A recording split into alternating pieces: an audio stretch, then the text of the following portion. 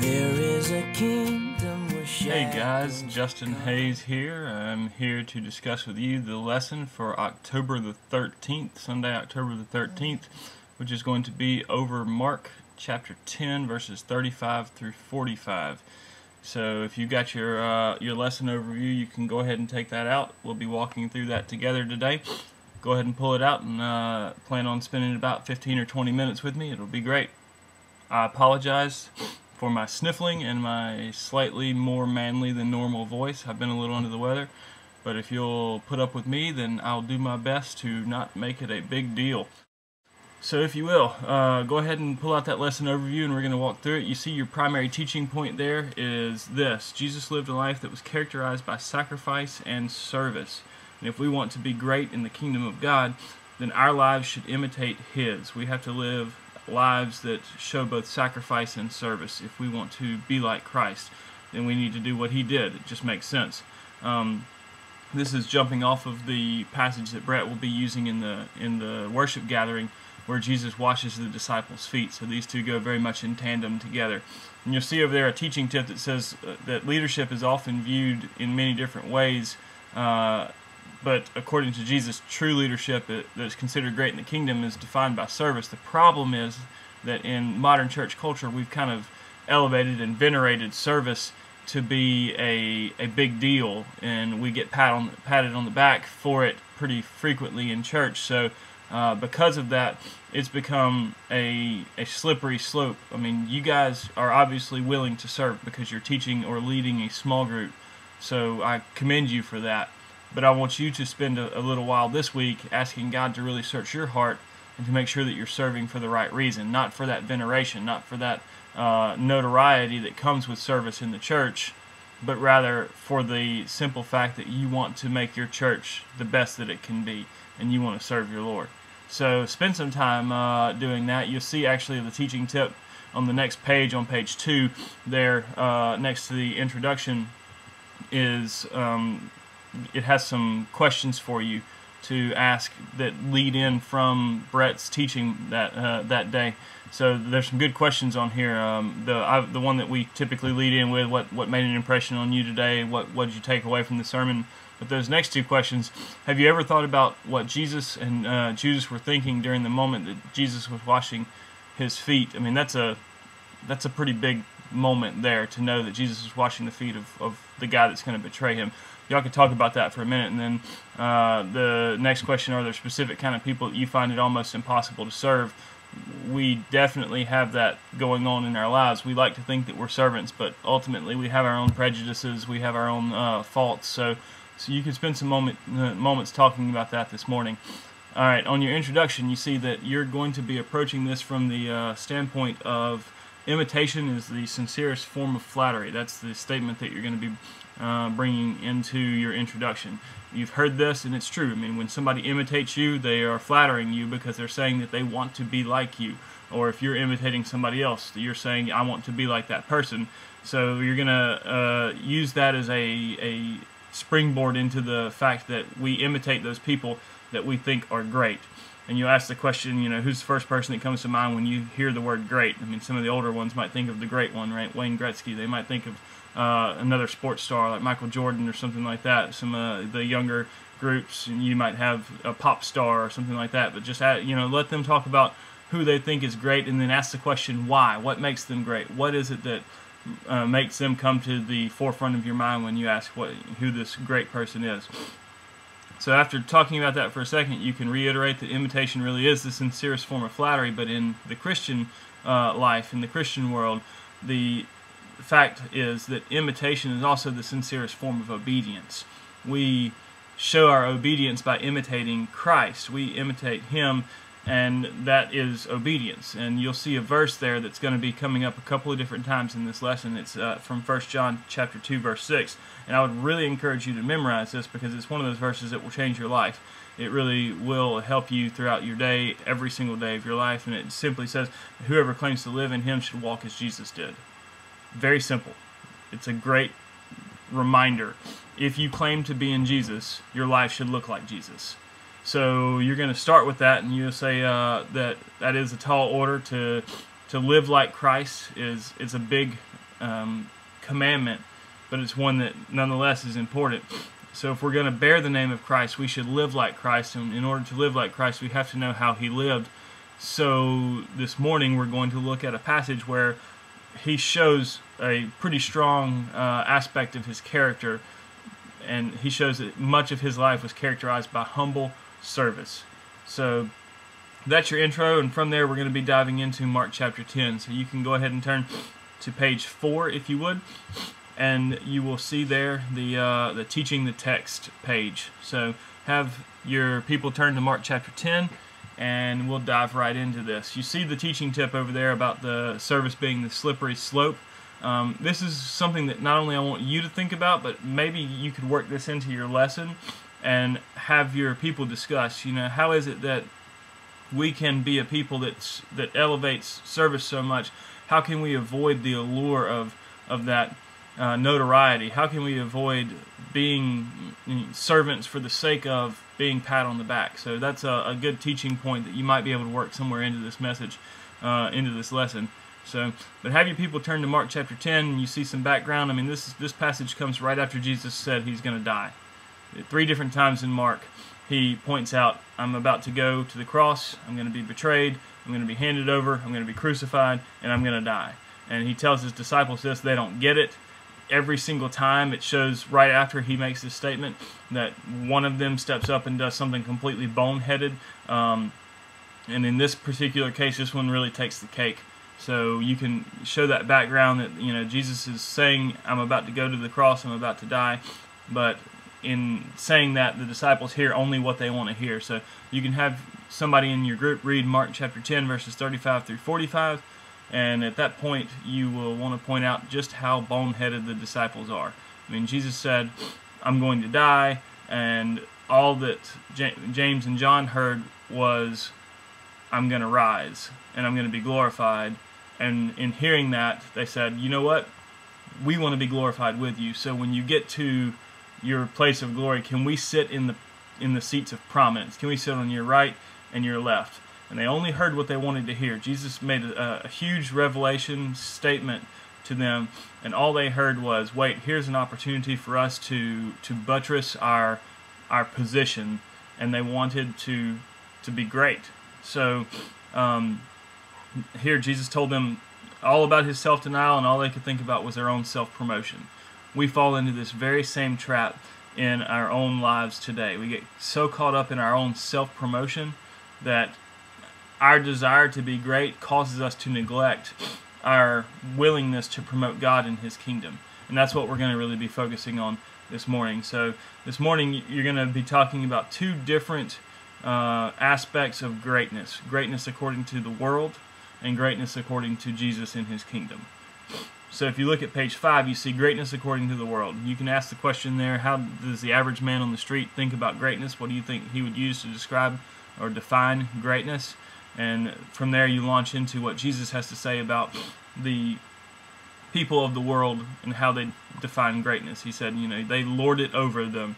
They use their authority to lord it over them. So the first point that you're going to have there is they use their high position to use people. Greatness in the world is somebody pointing to a position and saying, because of my position, I deserve respect, I deserve notoriety, I deserve handouts, whatever. They point to their position and then use that position to gain something. So you can look back at verses 42 and following in this passage, and you see that, this is the familiar form of leadership today. These people, they draw their sense of greatness from the fact that they're seated higher on the ladder than somebody else. And we all have a tendency to fall into this pitfall. We want to point to our authority and say, because of my authority, you should listen to me. Because of my position, you should give me authority. Because of where I am in life, you should trust me or you should respect me. And we want to be considered great because of position. And Jesus is saying here that that's a worldly form of greatness. You see a couple of good questions there. I'm not going to read them out to you, but they would be great to use in your discussion time.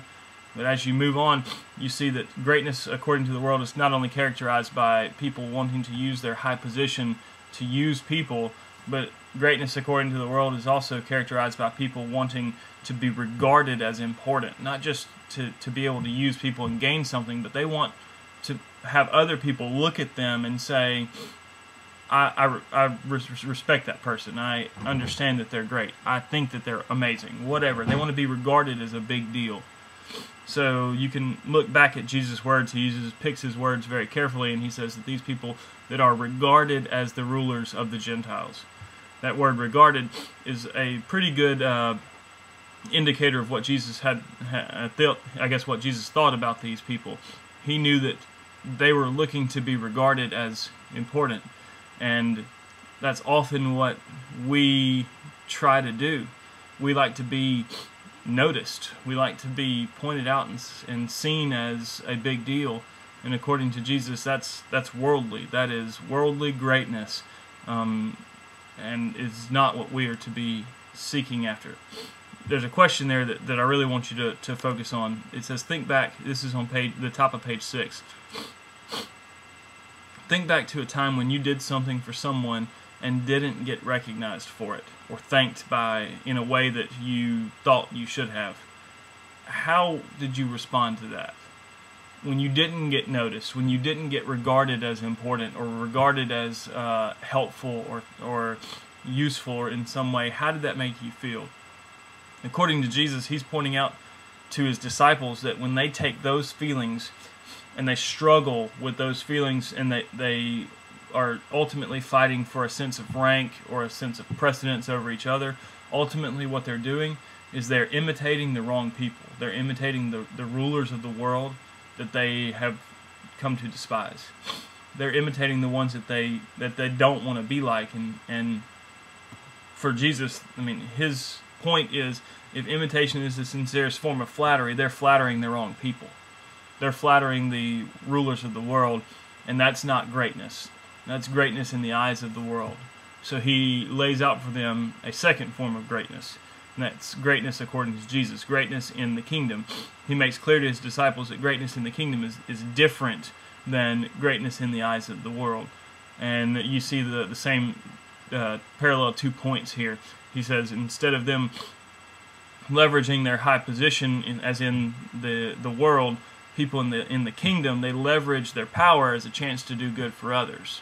They want to use their authority that they've been given as a chance to give back. So you see he uses a couple of different things here. It says that Jesus wanted his disciples to recognize the difference between worldly greatness in the kingdom and kingdom greatness. So he started by cutting straight to the heart of the matter.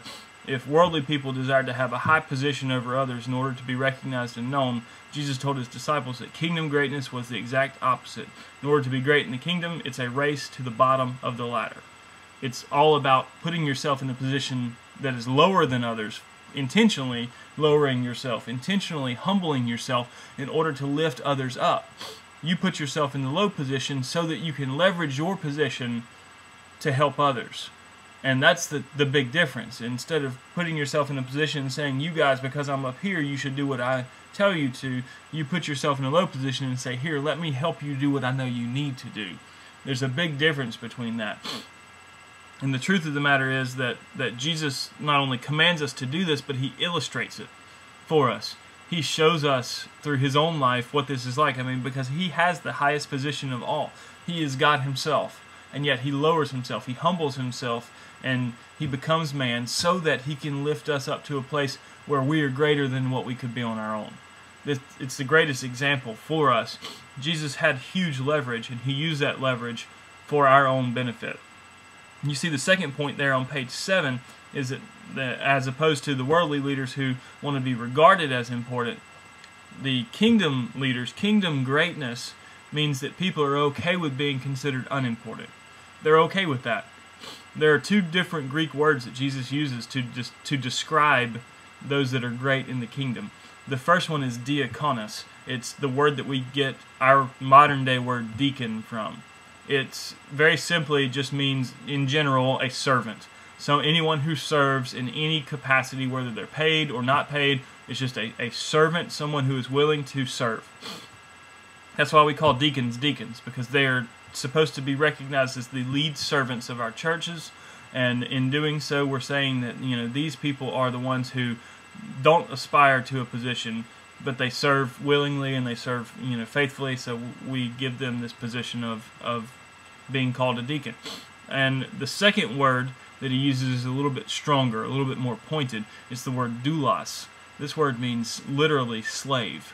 You probably have read it translated different ways.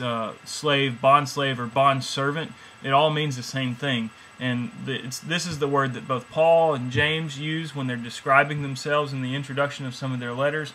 They say, I'm Paul and Timothy, servant, and it's this word that they use. It actually means slave. Or James, a servant of the Lord Christ Jesus. He says, I'm a slave of Jesus. And this word is intended to point out that we are no longer in bondage to sin, but we've willingly put ourselves in bondage to the Lord. We are His slaves. We are the lowest of the low, and we're okay with that. Not only is it something that we just happen to be slaves, but we've chosen to be slaves because we want to be. We want to be at the lowest point imaginable, so we humble ourselves. And these words show us a great deal about what the attitude that we're supposed to have is in this thing called kingdom greatness. And you see a great parallel passage there to look at in Philippians chapter 2, verses 3 through 5. It's definitely worth looking at. So take your people there and see how Paul describes greatness and in servant attitude. To show how he describes greatness through serving others, and ultimately by looking at the attitude of Christ. So you see there a couple of different questions at the bottom of page 7, asking, do you find it difficult to think of other people as more important than yourself? If so, why, and how can you change your attitude? This is a great question to discuss. Spend some time on that. And then the last question is to look back at Mark 10:45 again, and what two things does this verse say that Jesus came to do? This is really pointing out, if we're supposed to live like Christ, then what exactly did He come to do? And according to verse 45, Jesus came as the Son of Man. He came not to be served, but to serve. That's number one, to serve, and then to give His life. To give is the second. To give His life as a ransom for many. So we see that Jesus, the purpose of Him coming was to give and to serve. And then you've got a couple of different questions there that ask how you can both give and serve in your own life. And then you jump over to the group application you see on page 8, and you've got the introduction to it there. And if you jump all the way down to page 10, you'll see the actual, there it is, the actual group handout that you're going to be discussing. There's some great questions on there for you to point out for your people to spend some time discussing. There are some passages to look at that are really, really pointed and look into this lesson well. And then the last question there is a really good one because it really puts the rubber to the road. And it talks about how loving people manifests itself by helping and serving them. Ultimately, we're talking about meeting needs. That's what service is. You meet needs. And you can't meet needs if you don't know what the needs are. So you ask your groups there to spend some time discussing different needs that they know in the lives of people around them in their sphere of influence. And then to discuss not only what those needs are, but how they could creatively meet some of those needs. So spend some time actually pushing them to this application, because it's not just about learning in these small groups. It's all about life change. And if life change doesn't happen, then we failed. So push them towards that life change. And you see, after that, you'll jump back to the conclusion on page 9. And there's a little statement there about James and John. They didn't get it when we started this lesson. They really didn't understand. But by the time they get to the end of their story, they get it. James, you see in Acts 12, is killed by Herod. He is martyred for his faith because he's absolutely dedicated to Jesus. And John, though we don't know exactly how he died according to church history, we have in church history statements that say he was that there were people who tried to martyr him. Ultimately, they put him in a vat of boiling oil and he didn't die. He was miraculously saved, and that's why he was sent to be exiled on the Isle of Patmos. So we've got in church history this statement that John was willing to die for his faith, and then you see in 1 John chapter 3 verse 16 a statement where he says he's willing to die for his faith. So I mean, ultimately James and John, even though they screwed up and they were total boneheads to begin with, they got it. They came around and they really did get what they were supposed to do. And the question is, what about us? Will we get it? Will we understand that ultimately greatness in the kingdom is far more than us seeking out position or notoriety? It's about us serving others.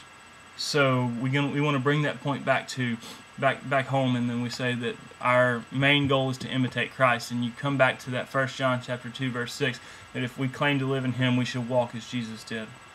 If that's our goal in life, if that's really what we want, then our lives should look like Him. So this lesson is all about you pointing your people to live more Christ-like lives by serving others. I hope this helps. Good luck to you guys, and I look forward to having some feedback from you.